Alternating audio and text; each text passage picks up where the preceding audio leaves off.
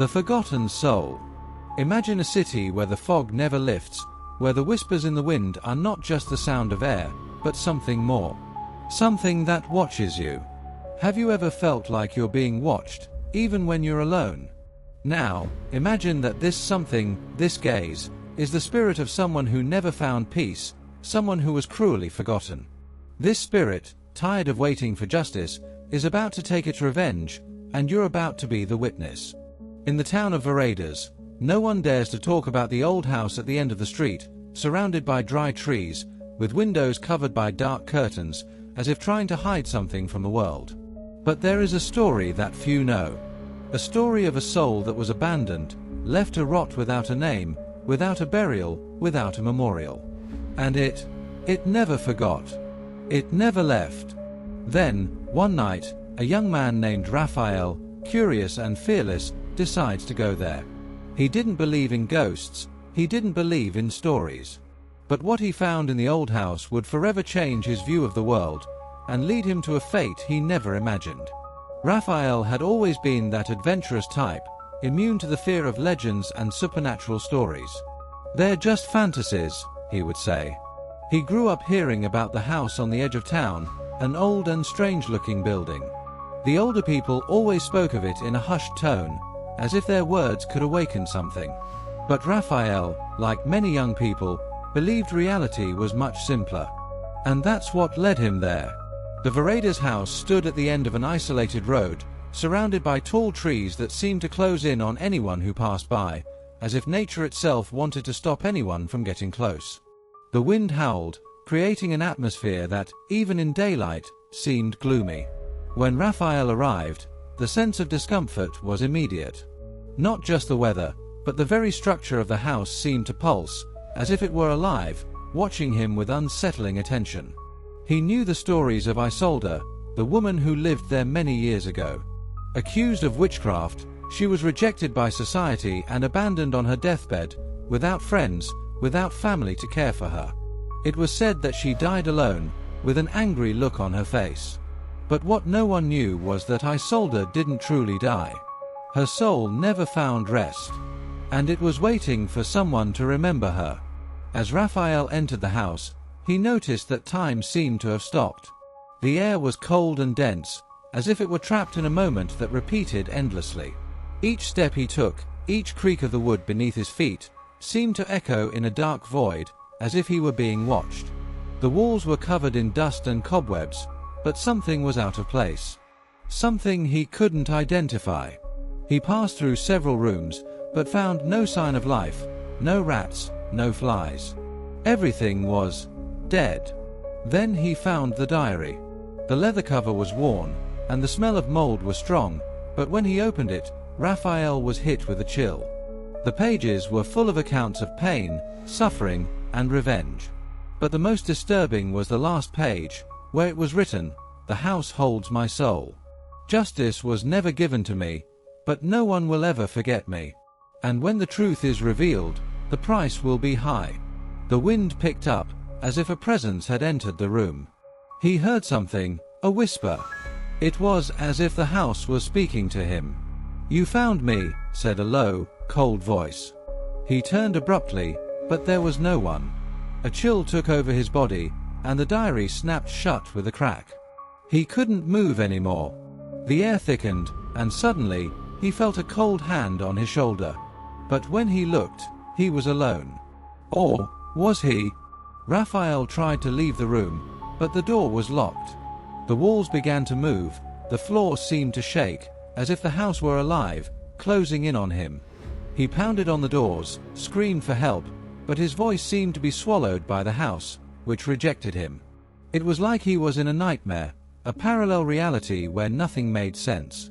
The diary in his hand seemed to grow heavier, and he felt as though he were being drawn into something. Something he couldn't understand.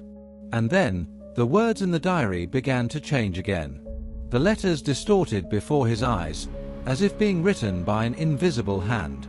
"You are not the first. You will not be the last," the new message read. And terror took hold of Raphael, as he realized that the house didn't just house Isolde's spirit, it had chosen him to become part of it. He felt a pressure on his chest, as if something were trying to take over his body. The pain was unbearable, and for a moment, he almost gave in. But what happened next was even more horrible.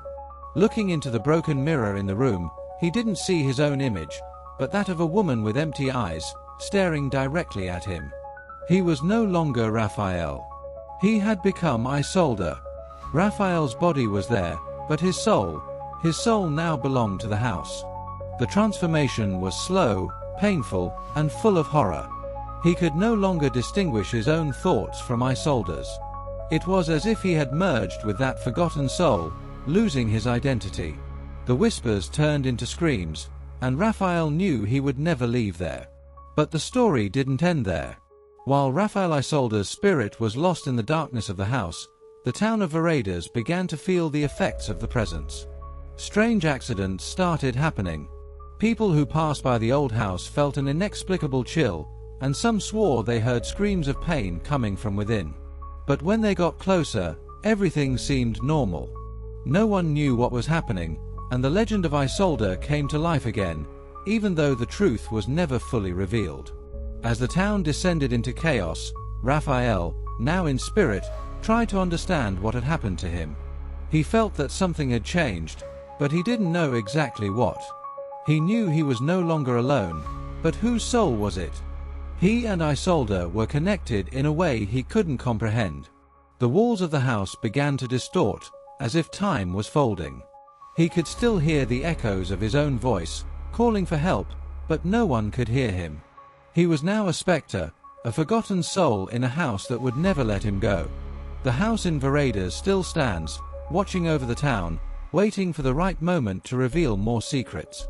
People still speak of Isolde's forgotten soul and Raphael's terrifying transformation, but no one knows for sure what happened to him. Is he still there, trapped in the house, at the mercy of an endless revenge?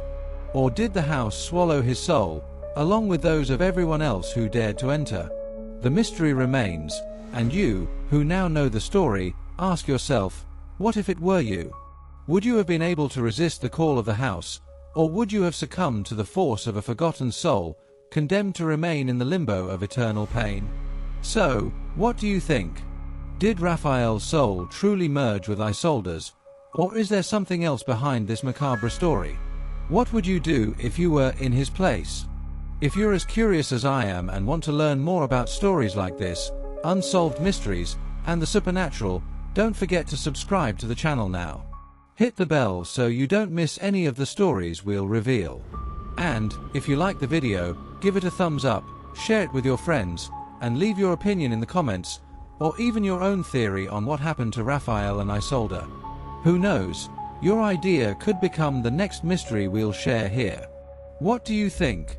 Are you ready to explore the darkest side of urban legends and supernatural mysteries? Then, don't waste time. Come join us on our channel and follow us on this journey full of chills. Because, who knows, the next story could be about you. Until the next mystery, if you have the courage.